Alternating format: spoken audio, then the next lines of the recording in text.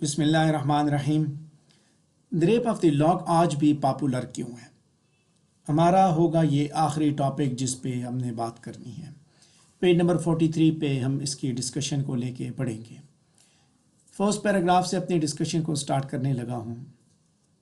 Alexander pope کے زبردست talent کی وجہ سے دی ریپ آف دی لاک نے اپنی پاپولیرٹی کو آج کے دن تک ریٹین کیا ہوا ہے۔ اس پوئم کے اندر کوئی ایک لائن بھی ایسی نہیں ہے جو کہ بوریت کا سبب بنے، کیونکہ الیگزینڈر پوپ کے اندر ایسی خداداد صلاحیتیں موجود تھیں کہ اس نے ہیومر کو ورڈز کی صورت میں ٹرانسلیٹ کیا۔ دی ریپ آف دی لاک کی پاپولیرٹی کو ڈسکس کرنے سے پہلے ہم اس پوئم کے بارے میں تھوڑا سا بات کریں گے۔ پیج نمبر 43 پہ سیکنڈ پیراگراف کو دیکھیں گے کہ دی ریپ آف دی لاک سب سے پہلے دیکھا جائے تو یہ ایک پوئم ہے جو کہ جان کیرل کے کہنے پہ لکھی گئی ہے۔ جان کیرل الیگزینڈر پوپ کا دوست تھا اور اس نے جو الیگزینڈر پوپ نے جو پوئم لکھی اس نے جان کیرل ایرابیلا فارمر کے درمیان ایک لڑائی کے بعد یہ لکھی ہے۔ دونوں کردار اس پوئم کے اندر لارڈ پیٹرے یا بیرن اور بیلنڈا کے نام سے پریزنٹ کیے گئے ہیں۔ یہ پوئم انیشلی 2 کینٹوز پہ بیس کرتی تھی، لیکن اس کے بعد یہ مزید انہینس کی گئی اور اس کے اندر چینجز لائی گئی، اس کو مزید ریوائز کیا گیا اور اس کے بعد رائٹر نے اس کو ایک لانگ نیریٹو پوئم کے اندر کنورٹ کر دیا جو کہ 5 کینٹوز پہ جا کے مکمل ہوئی۔ الیگزینڈر پوپ نے یہ پوئم صرف اس لیے لکھی کہ تاکہ ان دونوں کے درمیان، جان کیرل ایرابیلا فارمر کے درمیان ہونے والی اس لڑائی کو دراصل وہ ایک مزاحیہ ایک ٹچ دینا چاہتا تھا تاکہ اس مزاح میں ان دونوں فیملیز کے درمیان ریکنسیلیشن پیدا ہو سکے۔ اور اس کے ساتھ ساتھ یہ ایک چیئرفل سٹوری لکھتے ہوئے پوئٹ نے کوشش کی کہ اس طرح اس انداز سے یہ لٹری ورک پروڈیوس کیا جائے کہ یہ فیوچر کے لیے بھی یاد رکھا جائے۔ پیج نمبر 43 پہ تھرڈ پیراگراف کو دیکھیں گے کہ دی ریپ آف دی لاک کو لانگ نیریٹو سٹوری بنانے کا مقصد صرف اور صرف یہ تھا کہ اس کے ذریعے الیگزینڈر پوپ اپنے زمانے کی سوسائٹی کو طنز کا نشانہ بنانا چاہتا تھا۔ گو کہ تبدیلی فطرت کا ایک قانون ہے، لیکن اس میں کوئی شک نہیں وہ سوسائٹی جس میں ہم رہ رہے ہیں یہ بھی الیگزینڈر پوپ کے زمانے سے مختلف نہیں ہے۔ گو کہ ساری چیزیں تو تبدیل نہیں ہوئی، سب کچھ تو نہیں بدلا، لیکن کچھ ایسی چیزیں ضرور موجود ہیں جن کا تعلق اس زمانے سے بھی ہے۔ الیگزینڈر پوپ کے زمانے کے لارڈز اور لیڈیز کا جو دن کی جو مصروفیات تھیں ان کا تعلق صرف اور صرف فلرٹیشن کے ساتھ ہوتا تھا، یعنی کہ بے مقصد مصروفیات میں ان کے دن گزرتے تھے۔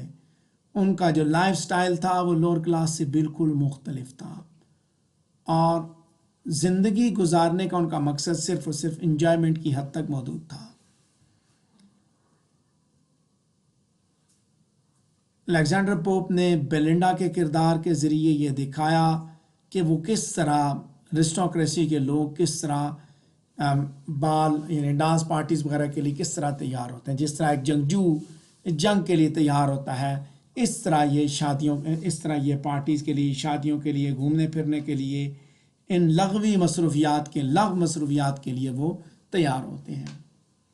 لیڈیز کے علاوہ اس نے لارڈز کے بارے میں بات کی کہ ان کے پاس بھی کرنے کو کوئی کام نہیں تھا، کوئی مثبت کام نہیں تھا، بلکہ وہ ایک دوسرے کے ساتھ کمپیٹ کرتے ہیں، لیکن یہ کمپیٹ کس چیز کی ہے؟ فلرٹیشن کی، کہ ایک خاتون کو کس طرح ڈانس کمپنی میں کس طرح خاتون کو قابو کیا جائے، ایک خاتون کو جیت لیا جائے۔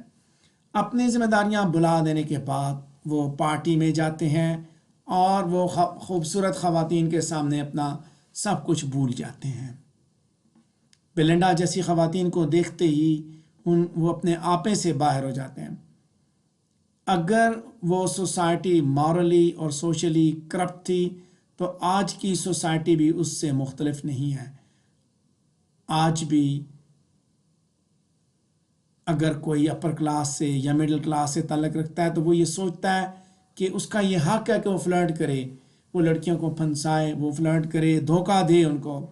اور دوبارہ کمپٹیشن کام کے لیے نہیں ہے، بلکہ کمپٹیشن اس چکر میں ان کا بھی کمپٹیشن، آج بھی برگروں کا یہ کمپٹیشن ہے کس کے پاس کتنی زیادہ گرل فرینڈز ہیں.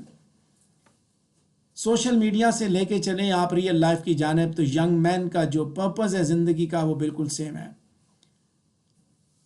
ریپ آف دی لاک سینکڑوں سال پہلے لکھی گئی تھی، 200 سال سے زیادہ عرصہ اس کو گزر چکا ہے جب یہ لکھی گئی تھی، لیکن یہ آج بھی اتنی ہی تازہ ہے جتنی اس وقت تھی، کیونکہ ہیومن نیچر جو وہ ابھی تک تبدیل نہیں ہوئی. اور اسی وجہ سے یہ کہا جاتا ہے کہ الیگزینڈر پوپ کی دی ریپ آف دی لاک نے آج بھی اپنی پاپولیرٹی سسٹین کی ہوئی ہے. پیج نمبر 43 پہ پہلے 3 پیراگراف ڈسکس کر چکا ہوں. چوتھا پیراگراف دیکھیں گے کہ ایک طرف پوئم کا جو تھیم ہے وہ بہت زبردست ہے اور الیگزینڈر پوپ کے اس لٹری ورک کو ہر وقت تر و تازہ رکھتا ہے، تو دوسری طرف یہ پوئم بھی بہت زبردست ہے سٹرکچر کے حساب سے، کیونکہ ایک ماک ایپک پوئم ہے. نہ تو پوئمس الیگزینڈر پوپ سے پہلے کسی نے ماک ایپک پوئم اس طرح کی لکھی، اور نہ ہی الیگزینڈر پوپ کے بعد کوئی اس طرح کی پوئم لکھ سکا. یہاں پہ یہ بات بتانا بھی ضروری سمجھوں گا کہ الیگزینڈر پوپ نے اس چیز کا دعویٰ کیا تھا کہ اس کتاب کی 3000 کاپیاں پہلے 4 دنوں میں ہی بک گئی تھیں. اور اگر آج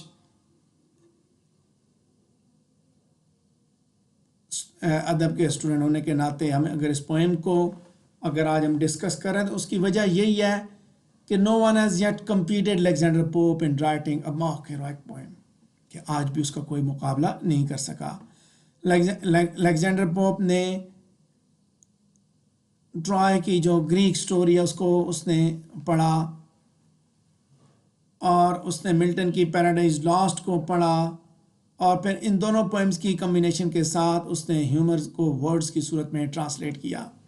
اگر کوئی الیگزینڈر پوپ کے ساتھ کمپیٹ کرنا چاہتا ہے تو وہ پہلے اپنا ہیومر، اپنا نالج جو ہے اس کو بوسٹ کرے گا، الیگزینڈر پوپ کے معیار تک لے کے جائے گا. اور اسی وجہ سے اگر دیکھا جائے تو انگلش لٹریچر کے اندر یہ ایک بیسٹ لٹریری ورک ہے اپنی ژانرا کا، اور الیگزینڈر پوپ کے ساتھ کوئی اس معاملے میں مقابلہ نہیں کر سکتا. اور اگر کوئی کرے گا تو وہ الیگزینڈر پوپ کے سٹینڈرڈ تک وہ نہیں کرنے کی کوشش بھی کرے گا تو اس سٹینڈرڈ تک نہیں پہنچ سکے گا. اور شاید یہی وجہ ہے کہ آج یہ کتاب اتنی پاپولر ہے. پیج نمبر 43 پہ سیکنڈ لاسٹ پیراگراف کو دیکھیں گے. ایک اور کی اسپیکٹ ہے جو کہ اس پوئم کو آج بھی فریش رکھتا ہے، وہ ہے الیگزینڈر پوپ کا اسلوب تحریر. الیگزینڈر پوپ نے اس پوئم کے اندر بڑے ہی زبردست انداز میں انڈرسٹینڈیبل میٹافورز کا استعمال کیا.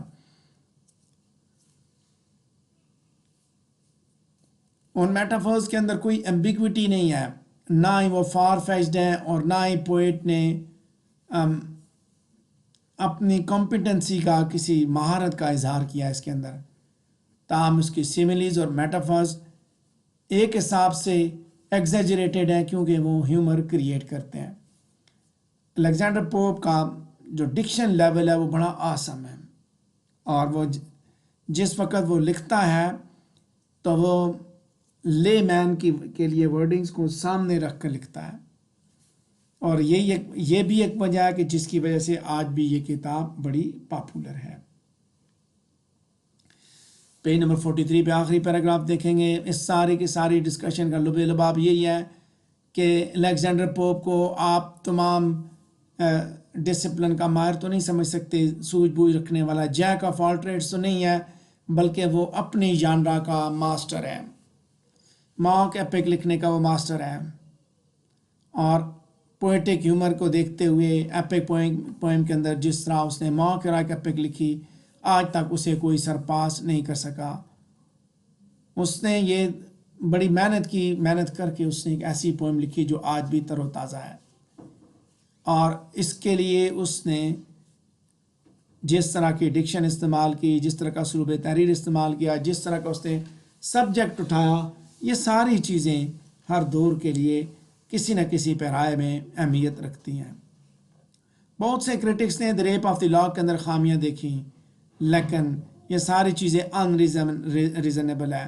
الیگزینڈر پوپ کے ورک کو آپ اگر دیکھیں گے تو جسٹ فار کرٹیسزم، اگر آپ صرف تنقید کرنا چاہیں گے تو آپ کو اس میں سے کوئی ایسی بات نہیں ملے گی۔ الیگزینڈر پوپ کی سیٹائر، اس کا انٹلیکچوئل مائنڈ، اس کا ہیومر، اس کی امپریشن، اس کے لیولی ایگزیجریشن اور اس کا ہیومر کو بیان کرنے کا انداز، یہ ساری کی ساری وہ وجوہات ہیں جن کی وجہ سے دی ریپ آف دی لاگ آج بھی بہت پاپولر ہے۔ تو اسی کے ساتھ ہمارا یہ ٹاپک بھی کمپلیٹ ہوا۔ اگر آپ کے ذہن میں کوئی سوال ہے تو آپ پوچھ سکتے ہیں۔